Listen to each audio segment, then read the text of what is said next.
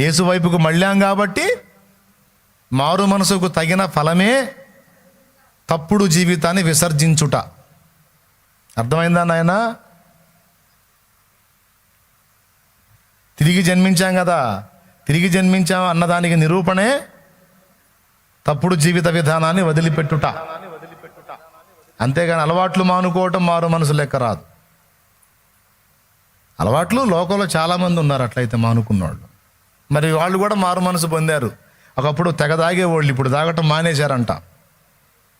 మరి ఇప్పుడు వాళ్ళు కూడా వస్తారా పరలోకం? మందు మానుకున్నంత మాత్రాన, బీడీ సిగరెట్ చుట్ట మానుకున్నంత మాత్రాన, వ్యభిచారం మానుకున్నంత మాత్రాన కాదు నాయనా. మనల్ని నిత్య జీవానికి చేర్చే రక్షకుడు యేసు శిలువనందు విశ్వాసం ఉంచాలి. శిలువ మరణ పునరుద్ధానముల యందు యేసునందు విశ్వాసం ఉంచి, ఆయన నా పాపముల కొరకై ప్రాణం పెట్టి తిరిగి లేచాడు, ఏ పాపము లేని పరిశుద్ధుడు, ఆయనే నా రక్షకుడు, ఆయన రక్తమును బట్టి నేను కడగబడి పరిశుద్ధపరచబడి నిత్య జీవం చేర్చబడతాను, ఇది నేను నమ్ముచున్నాను, ఇక రక్షింపలేని వాటిని విసర్జిస్తున్నాను, రక్షకుడైన క్రీస్తు వైపు తిరుగుతున్నానని ఒప్పుకొని తిరుగుట. తిరిగి ప్రభువు దగ్గరకు వచ్చావు కదా, మారు మనసు పొంది ఇక క్రీస్తు దగ్గరకు వచ్చావు, ఆయన రక్తంలో కడగబడ్డావు కనుక ఇంకా పాప జీవితం వదిలిపెట్టాలి. అది